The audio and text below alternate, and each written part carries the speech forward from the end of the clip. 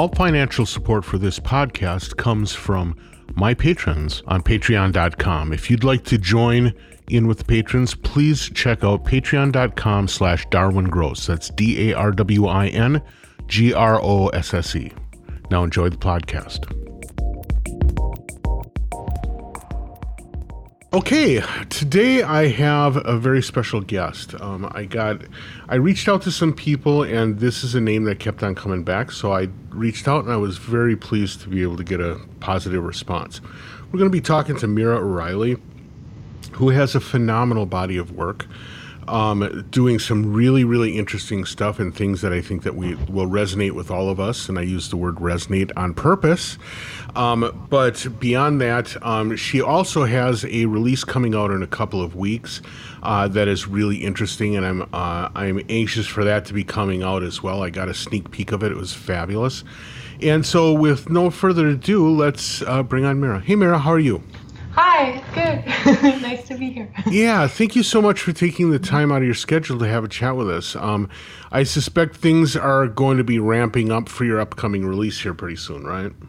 Yeah, it's been a couple of years of working on it, and I think it's exciting to be putting it out in the world.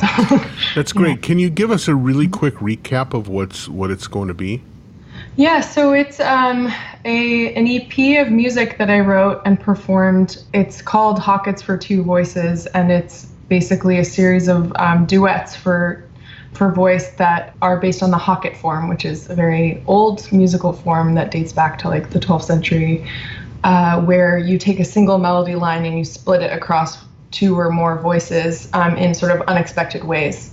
So I took a look at that form when I was writing the music, and I was interested in sort of seeing how I could take that further using principles from what we know about musical perception.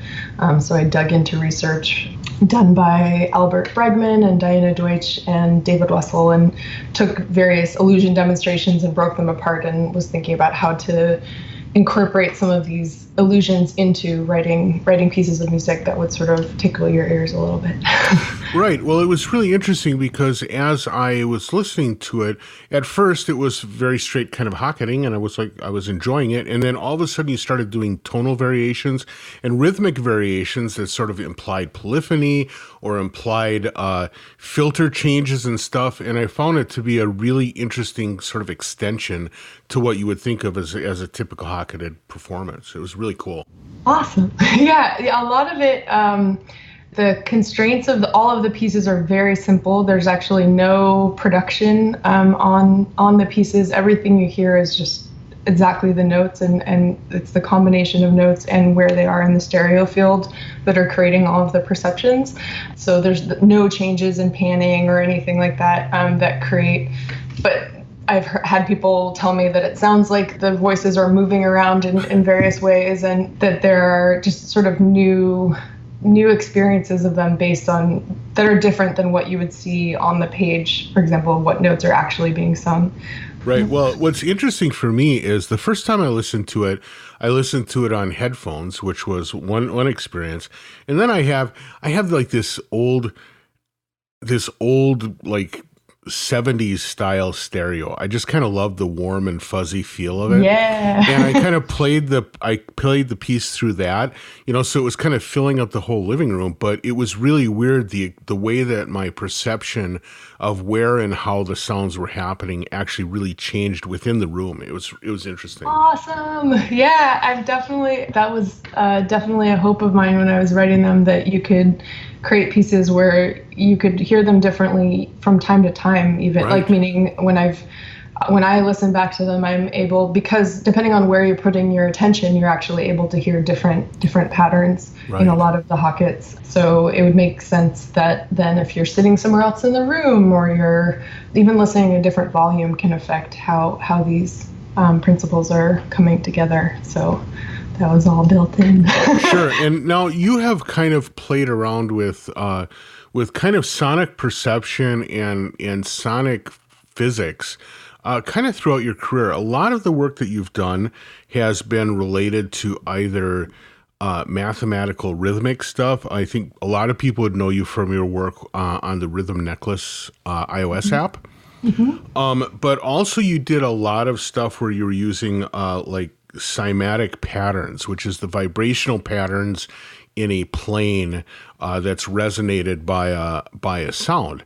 I'm curious about what it is that drew you into that, because it's funny, in both cases there's sort of like a visual as well as a sonic element to it, and so it kind of seems like you must be drawn in both directions in some way. I am and I am not. It's interesting. I've always been a very sound-oriented person my entire life, and at a certain point, I realized that if I was going to communicate some of the things that I was experiencing to a larger population, I was going to have to figure out how to visualize them. Because meaning my experience of resonance was so visceral, but I knew it wasn't that way for other people. And so that's why I got really excited about Chladni patterns, for example, because it all of a sudden was making visible things that I was hearing and feeling with my body and with my ears, that it was all of a sudden people were able to see it, because our culture is very visually oriented. Right. And I was very excited about that as well. Obviously, they're really cool. But it was especially motivating for me to be able to find a way to talk about resonance and modes, vibrational modes with the population. So for yourself, do you have like a synesthetic interaction with resonance? Is it something that physical, or is it more just a sensitivity? I think it must be just a sensitivity. I mean, I would love to say I see colors or whatever, but it's not as discrete as that. I think it's definitely just, I feel oriented towards sound more than I do towards vision in general. That's really interesting. Now, the other thing is where you played with perception is you had a couple of different things that you did, different performances and installations that you did that were sort of like the beat frequency stuff that happens when you have nearby sound waves. And again, it's I can see where it's kind of, to me, it seems visual. When I think of that process, I think of it kind of visually. But also it has a very physical effect as well. And maybe it's that physical effect, too, that you crave also. Definitely. With the installations I was doing with sine waves, basically I was putting different sine waves in a multi-channel installation so that they would collide and make acoustic beats in different locations. So if you would tilt your head, all of a sudden you could hear one rhythm, and if you tilted your head the other way, you could hear a different rhythm. And depending on where you were standing in the room, you would basically hear different rhythms depending on how these collisions of sine waves were adding up. And I was especially interested in, I mean, I was very excited by the visceral experience of that. But again, it was like an exciting opportunity to get people moving in a new way. There was something that I learned when I was thinking about a lot when I was at the Exploratorium in general, was that I always like to approach things as, if you take away the stimulus or take away the exhibit, what behavior is the person doing? Are they doing something that's out of their comfort zone, and are they kind of enjoying themselves in a new way? And that exhibit for me sort of accomplished that. Of, you saw people, walking in and being very reserved, and then all of a sudden like swinging their heads around and doing a sort of new behavior, especially because it was invisible, that if they had just been a normal person on the street, someone would have thought they were crazy or whatever. But I was really excited about that aspect of getting people to be in their bodies in a new way. For people who don't know, your work at the Exploratorium, you were actually an artist in residence at the San Francisco Exploratorium. And I know some of the video I saw of you there is you had the cymatic plates hooked up to a microphone. And it was sort of, watching it, it made me think that it was sort of like science karaoke or something. Yes, it just it really struck me as a fun way of engaging people in behavior that they might not actually normally do. Absolutely. Yeah, that was the first experience that I had of that, of where all of a sudden you would see the most reserved person come up to the exhibit, and they would sort of get in the loop of what was happening, and then all of a sudden they'd be singing like they were Mariah Carey. And you'd be like, yes! Whether or not it sounded like Mariah Carey, they were like enjoying themselves and being gregarious in a way that they might not have been. Yeah, that's amazing.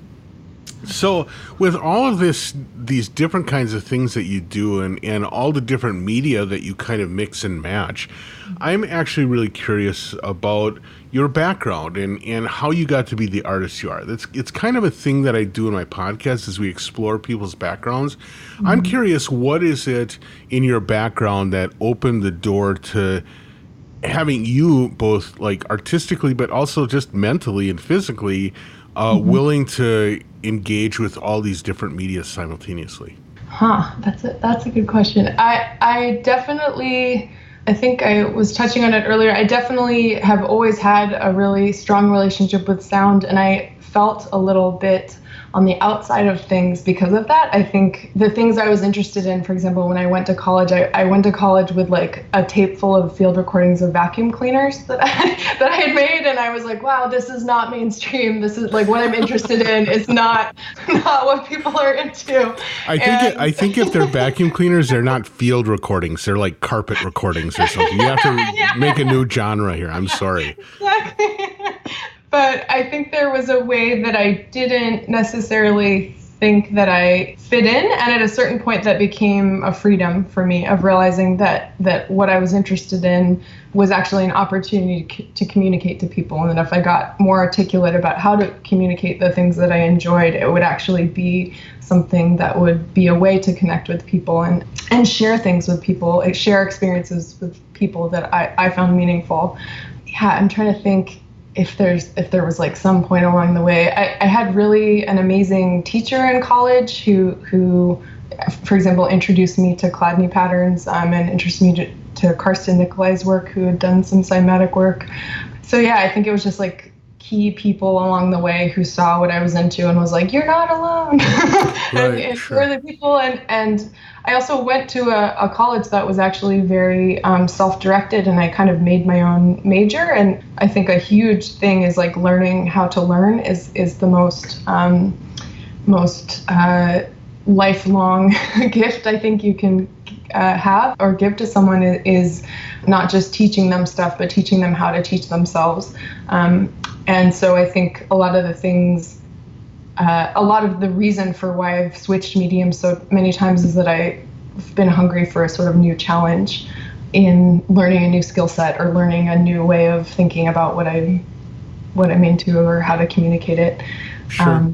What school is it? What college is it that you went to that you kind of designed your curriculum? I went to Hampshire College in Western Massachusetts. Oh, okay. Sure. Yeah, which is notorious for being a place where you can major in frisbee. Right. But at the same time, there are people that I went to school with who were like designing new types of wheelchairs as undergrads, and there was a cool amount of diversity there in terms of interests and skills and stuff like that. Well, but I think that there's something actually really powerful in that, because by not having to wedge you into some line of study, what it also does is it gives you the freedom to say, I can be multi-pronged. I mean, it's one of the things that especially undergraduate education often is sorely lacking, is the ability to engage in more than one thing at a time. Mm-hmm. Totally. And it's about fulfilling certain requirements that are not necessarily exactly what you want or need to be learning at that moment. It's kind of what someone decided was an appropriate curriculum or whatever. And obviously there was some of that in college, but for the most part, that school was structured around you deciding what you wanted to learn and figuring out how to learn it, and sort of them trying to give you as many resources around that as possible. Very cool. Yeah. So, vacuum cleaner recordings aside, what was the first kind of artistic endeavor that you did that really, in your mind, pointed to the future? I feel like I'm always reinventing myself, so I'm like, oh, it's definitely this new recording I made. Okay, all right. Never. Let's maybe change the question. What is the first piece of art that you did that made you realize you weren't going to be an accountant? Unfortunately, I think I just knew I could never be an accountant. Really? That was just always a part of it, huh? Partially just in the sense that like I struggled with numbers in school, for example, and I actually like I'm sure I have some type of undiagnosed dyslexia in regards to numbers, and it actually took me a long time to realize that I could like be interested in physics and math, because actually my early education I felt sort of I didn't fit in that model, and sort Right. of it kind of gave me the message that I wasn't good at that stuff, but actually it was like, oh, if I'm thinking about it in this new way, or if I'm motivated enough, I actually, in order to like crunch these numbers to get this cool project off the ground or whatever, that it became easier for me. So I think that was a big shift, was realizing like, oh, you just have to approach these things from a new Right. perspective. Yeah, because I was going to say an awful lot of your work is dependent on numbers, whether it's Yeah. the Euclidean numbering and geometry that you use in the rhythm necklace, or Yeah. it's the beat timings and beat frequency differentials and all that kind of stuff, or even the nodal based cymatics. All of this kind of stuff really speaks very much to a science slash math, or now I guess if I were hip I would call it a STEM orientation, right? But Yeah. so what? How did you? I mean, did you just get over it through sheer will, or was there like a breakthrough that you had? Because I'll tell you, an awful lot of people that I've talked to that are into the arts sort of self-selected an art path largely because of a frustration with mathematics. That mathematics was Yeah. that was sort of the bridging point at which they said, well, I can't do that, so I'm going to do this other Yeah. thing, right? And it seemed to be sort of like one of these decision points. And so it's interesting to hear that you really had this super negative relationship with math, but you still found a way to embrace technology. Totally. I remember actually having this experience in high school where we were doing like a bunny population problem or something, and I was like, wow, this is cool, we're actually figuring out something real for once. And I remember asking the teacher, like, what about the death rate? And he was like, well, we're not figuring that out right now. And I was just like agog, because it was like, this, what are we even figuring out? This makes no Right. sense. And it was like, that felt like in that moment symbolic of my entire math education. And like now I see math totally differently, of that it can be so aesthetic and beautiful, and it can be a means to create really interesting things, and that it's a language in a way that I really loved learning languages when I was younger, and all of a sudden I started to see math as, oh, it's just another language to learn. You just have to learn the vocabulary and figure out how it fits together. So I think it was a very gradual process for me, that all of a sudden but it came out of necessity. It was like, okay, I need to figure out how to make this real world thing happen. And I think physics was a gateway because of that. Meaning physics was a gateway drug to math, because it was, okay, it either works or it doesn't, in the physical world. And you're able to use sort of your intuition as well, of like, oh, what if I try this, and sort of do a trial and error process in a visceral way. And then it sort of I became more friendly with numbers and math. I think that though that's actually a kind of a common thing for people that end up kind of combining art and technology, which is this thing that all of a sudden for the first time in their life, here's some tooling that helps make numbers concrete in a way that also makes sense, Totally. and that's a big turning point. Yeah, there was all of a sudden context and meaning. Yeah. Yeah, right, exactly, right. So I want to talk a little bit about the collaborations that you have done over the years. I mean, you have done some pretty amazing things, from doing artist in residency at at the Exploratorium, to working with Bjork on the biophilia performances, to working to co-developing the rhythm necklace. What is it about collaboration that that draws you out? It seems like some really great work has come out of collaborations that you've had. For sure. Yeah. I mean, I think one of the immediate things about collaboration is being able to find someone with a different outlook or skill set that is compatible with yours to try and make something that neither of you could make on your own. I think I find that really exciting. Some of it's practical of like, okay, I don't know how to reach these people, or I don't know how to communicate this, or what's the best way to create this even. And so some of it comes out of that for me.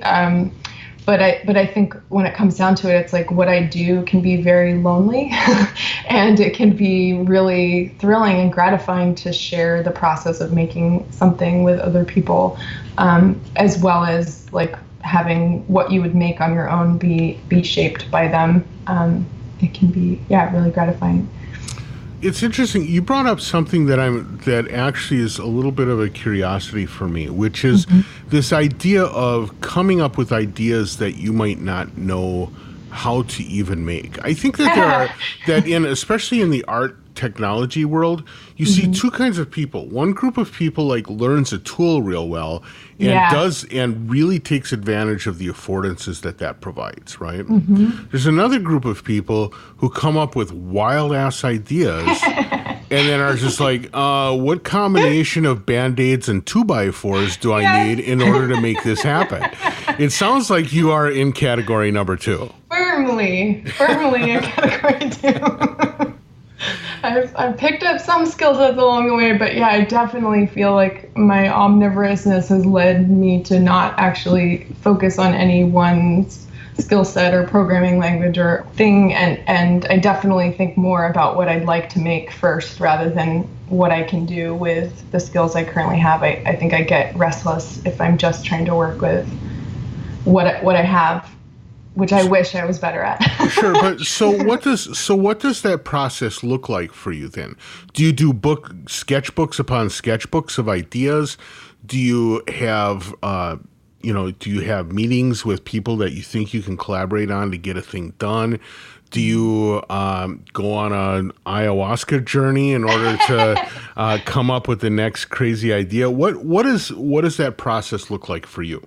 I definitely keep notebooks. I just listen to a lot of things. I definitely feel like as varied as my projects are, my absorption is very, very omnivorous in terms of, watching movies, reading books, listening to music. And I guess I think it's like less a process of like this idea of creativity as this like thing that comes to you, and more like following my interests and being like, oh, I'm so obsessed with Xenakis right now, or what he was doing with this, and sort of like expanding on ideas or collaging enough ideas together that it becomes a totally new idea.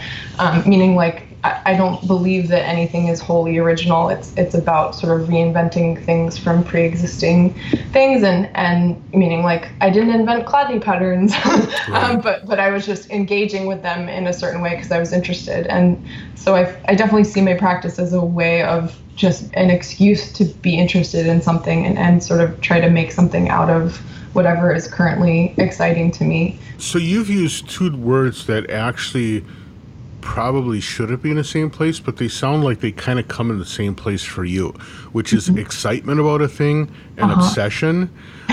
To what extent does, I'm this way. I will tell you right now, I am this way. When I get excited about a thing, then all I want to do is read about it, embed it in my life, immerse myself completely into it until I just like explode with whatever the end result is, right?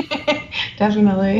Is that your experience? And for you, what are some examples of the obsession that you had and the result that you ended up with? I think a good one is possibly Rhythm Necklace, because actually the app I started out, when I set out to make it, I was actually especially interested in the idea of making an app that was more close to the research of Albert Bregman. So he had done a lot of work with auditory scene analysis. And actually, as I was reading his work, that was when I came across the idea of rhythm necklaces for the first time. Okay, before we go farther, what is auditory scene analysis? That's a new one for me. Yeah, so auditory scene analysis is this concept that Albert Bregman came up with to describe how we parse sounds in our environment, basically.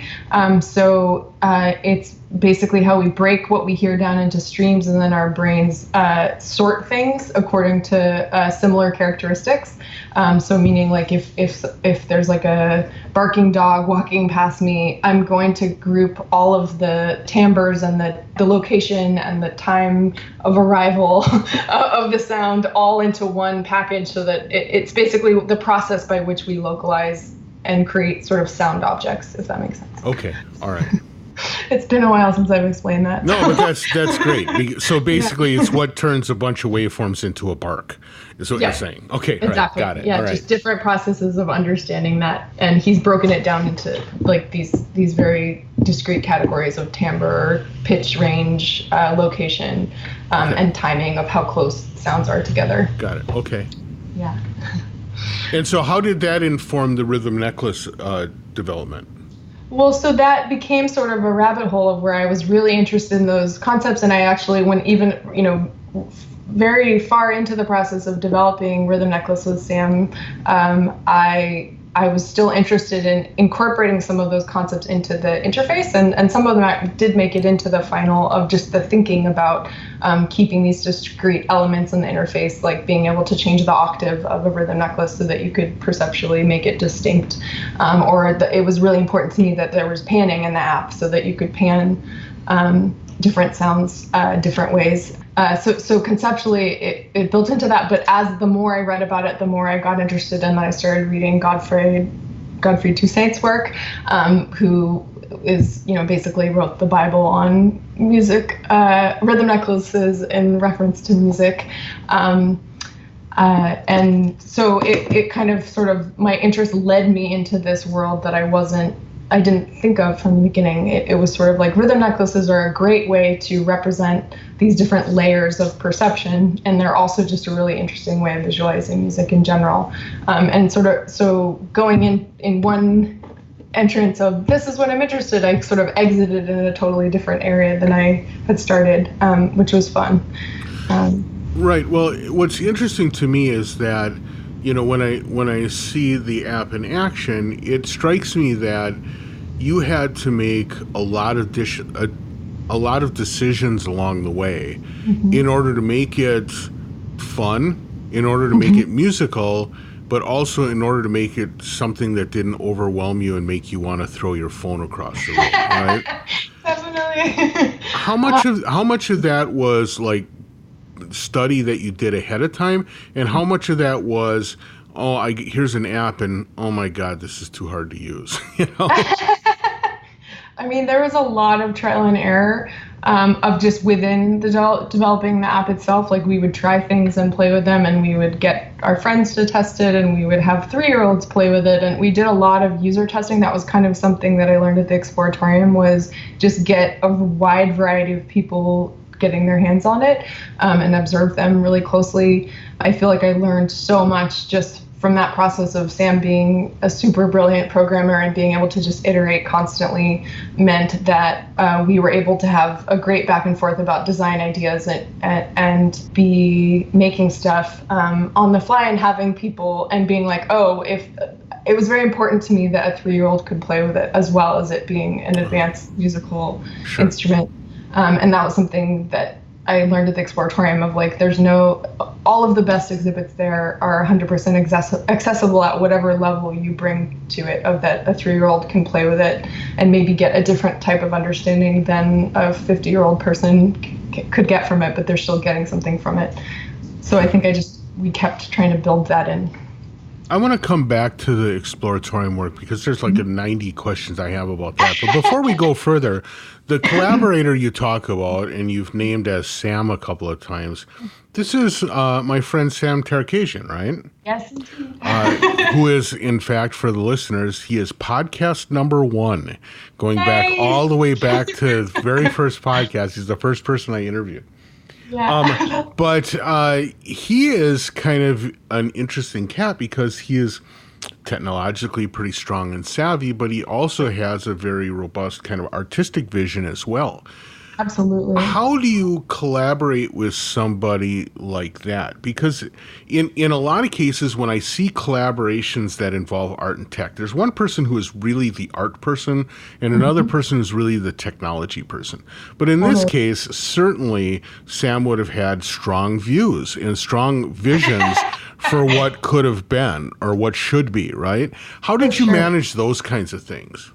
For sure. I mean, I think it was one of the best parts I think of collaborating with Sam was that he had really strong aesthetic opinions and obviously user design experience and things like that. I think it just would have been less fun if it had just been me telling him what to do the whole time. I think we had a good balance of me being really opinionated and he him being really opinionated, and it was kind of a miracle. I think that we were just able to communicate about that and sort of uh, come to compromise over and over and over again. I think I can't say that it wasn't a process, but that's why you would collaborate with someone. I think it is to come up with something that makes it better than what you could make on your own. And so I was really grateful for the things that he would sometimes be like, no, we got to do this. And I'd be like, and then I'd be like, you're right.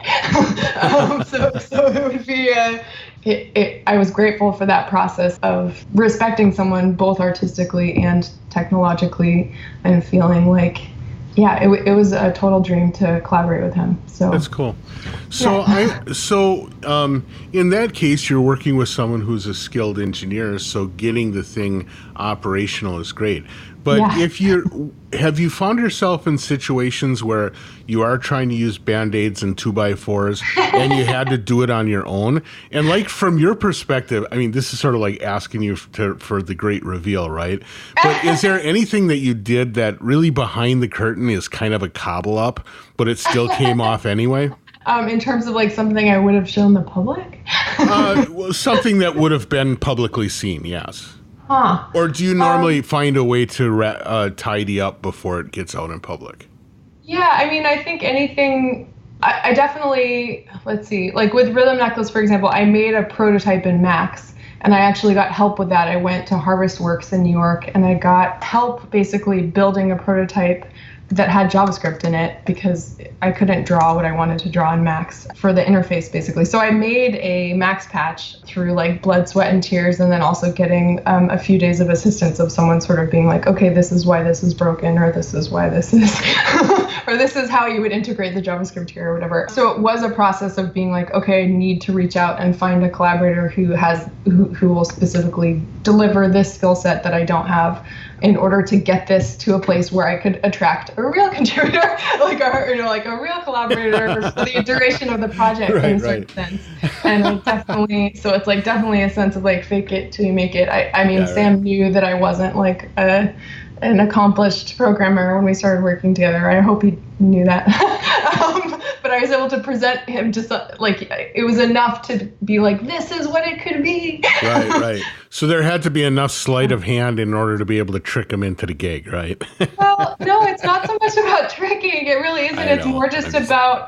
It's something I've learned from my life partner Isaiah is a director, and he has really shown me over and over again the power of showing people the thing. Like creating a story around the thing that you want to make and creating a compelling vision of it. And it's not so much as like being like, this is not real, as being like this, like being able to be articulate about your vision sometimes means like making a mock-up in Photoshop or whatever. And that like, it's not about deceiving people. It's about actually like getting them to think outside the box and be thinking, being more open to what your vision could be. Well, that's so true. There's something about a concrete example, even if it's not the final thing. I mean, you see it a lot in like software design now where people use these wireframing things where they're almost on purpose. They look kind of sketchy in order to make sure everyone understands this is just a test pass. It's, Right. it's Right. clear that everyone can critique this thing. Let's rip into it, right? Yeah. But Yeah. it seems like there is a whole class of interactions that only occur when something is concrete and when it's something you can point at, right? And all of a sudden, when you can point at it, you can have description, or you can have discussions that don't end up failing for words. For sure, exactly. And there are certain things that just sort of defy, meaning like I can't just draw a picture of an interactive musical instrument and have someone be like, yes, I get how exciting this will be. Like it meant a lot, meaning like Sam had already been thinking about similar ideas. And I think I even actually like based my prototype off of a circular sequencer tutorial that he had put on his feed, his YouTube channel. And like there was a way that he hadn't thought about, sort of taking it in that direction all the way. He'd been kicking that idea around. And so to have, I'm hoping this is what happened, but it seems like what happened was that bringing this idea to him with more development to it and with my specific vision for it sort of sparked his imagination. And then obviously then we were off in parallel of him having his own ideas and excitement about what it meant to him and us being mostly on the same page. I think it was a thing of like re-envisioning something that maybe he hadn't thought about it in that specific way yet or what was open to it. Sure.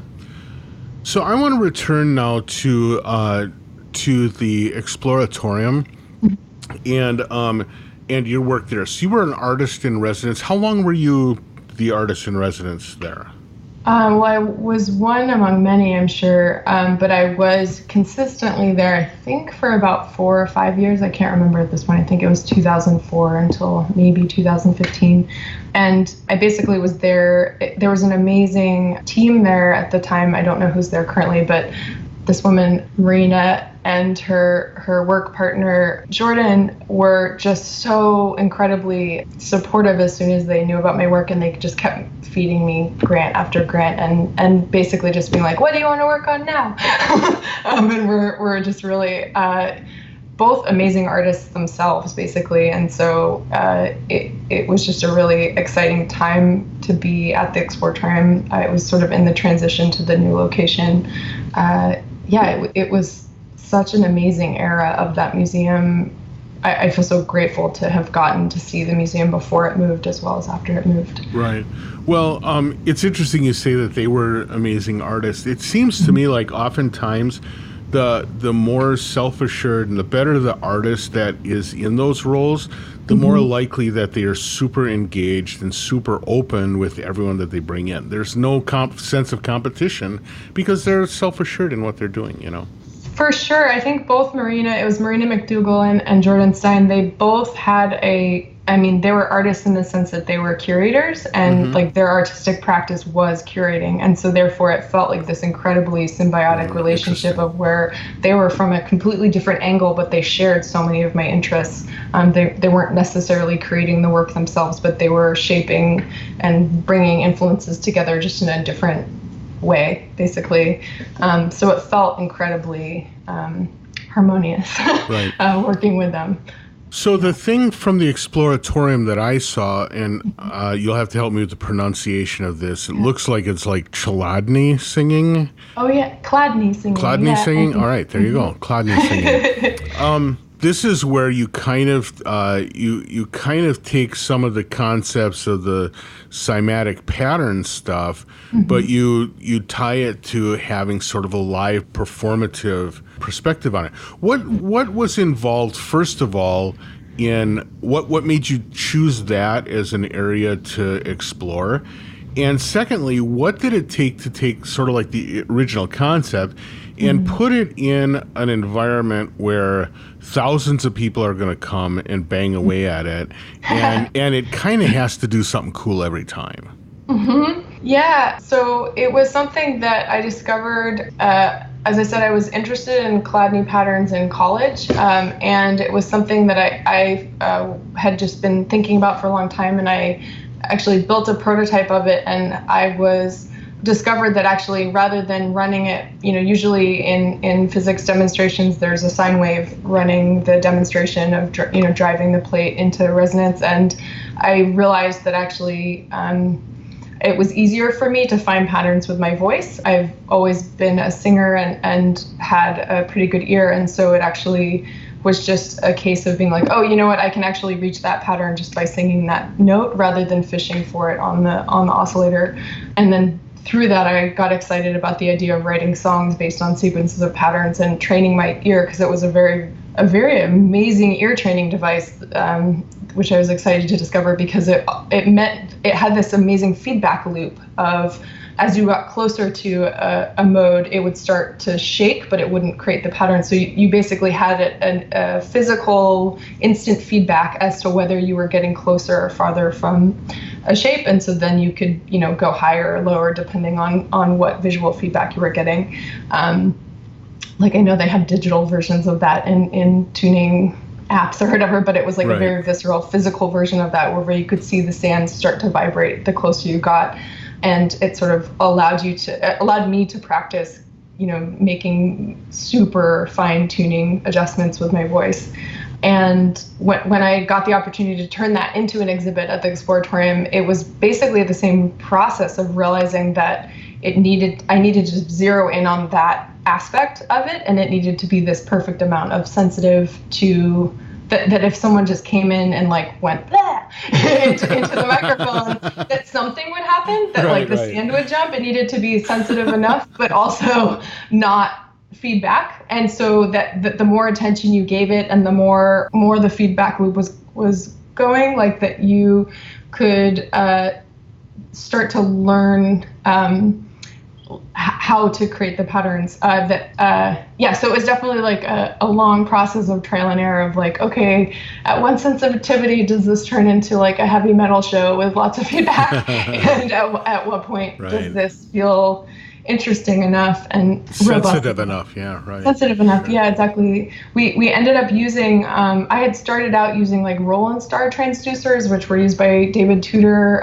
in his rainforest piece, and there are these like rare transducers, but they actually were just not right for the amount of robust craziness that an exhibit goes through. So we ended up using like a shaker that is used in automotive testing, like a vibrational shaker, so that it had this like. Is that what that was? That's really interesting though. And like I can imagine to really do something like this, and you're going to have everyone from, the San Francisco bro boys are going to come in and be yo, to little kids like screeching and giggling, right? And what was, of all of the different aspects, whether it was now I know to call it a shaker, the shaker or the plate of metal or the microphone or the amplification or the feedback circuit, what did you find was the key element to getting it right? Ooh, that's really hard to boil down because I think it came down to just trial and error over a long period of time. I think the whole exhibit took at least a year once we had decided on even the design, to sort of test. And that was something that was actually like just amazing about my experience at the Exploratorium of how they make things there. It's just they have immediate like audience testing of how they develop exhibits is I've never seen anywhere else, of where they literally will make something in the shop and put it out on the floor, the same day, and they have all of a sudden 100 data points of what people are doing with it, and if it's what's going to fail, exactly what's going to fail. Like I started out just like testing the idea with just the plate on the ground, with like literally the Roland star transducer like resting on the ground with no carriage for it or anything, and like literally like an 8-year-old kid, I don't know how he did it, but he like ran across the top of the plate without breaking it. He like hovered across the top of the plate, and I was like, oh, lesson 1, put it in a case, like, lift it up off the ground. Even if there's a border around it, that's not going to be enough. So in the end, we ended up making this huge case with like a plexiglass covering, and which also helped with feedback. So it was like there were all these elements of the design that served multiple functions a lot of the time. And so much of it was 100% of like, what could a kid do to this? Like, what's all the damage that could be? So amazing. Yeah. Well, Meara, I can't believe our time is already up. I've got like a whole list of other stuff I'd love to talk about, but we'll have to save it for next time. Before I let you go, though, first of all, let's let people know about this upcoming release. Who's releasing it? It's coming out on Cantaloupe Music, which is started by these 3 amazing composers who were the founders of Bang on a Can, which is an experimental music festival in New York. Right. And they are just some of my favorite composers, and I'm just super thrilled to be on their roster. That's really fantastic. Excellent. And one final question, what is your next project? What are you obsessed with / working on now? That's a very good question. I've mostly started focusing exclusively on music composition at this point. So my next projects are all sort of commissions from people. I'm writing a vocal piece for a friend of mine, and basically just trying to focus on writing new ideas in the perceptual space. I think there's a lot more to be done there. I think with different types of instruments, I'm interested in ultimately writing orchestral music, and as well as integrating that with experimental instruments and stuff. But yeah, so I'm actually very much at this new phase. I have a blank slate right now where I've been just starting to come up with new ideas for what to do. Well, that sounds fantastic. I'm looking forward to whatever you come up with next. I want to thank you so much for taking the time to have this chat. It was such an enjoyable time for me. Thank you.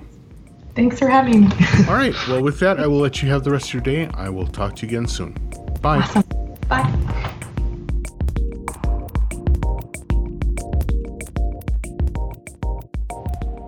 Many thanks to Meara for having the great chat. It's really great to get caught up with her. What a tremendous body of work, and what a interesting way to approach the process of doing artwork, music work, all the things that she does. If you have a chance, please get out there and check her work on the internet. There's some neat YouTube videos where you can see some of the exploratorium stuff at work, and check out this new release of Hocketing vocal pieces that she's done. Like I said, I got a chance to get a little bit of a preview, and it's pretty neat. Actually, really quite surprising. So do check it out. Thank you for listening. Again, if you are up for supporting the podcast financially, I'd appreciate it. It's at patreon.com/Darwin Gross. That's DARWINGROSSE. With that, I'm going to let you have the rest of your week. We'll catch you next time around. Bye.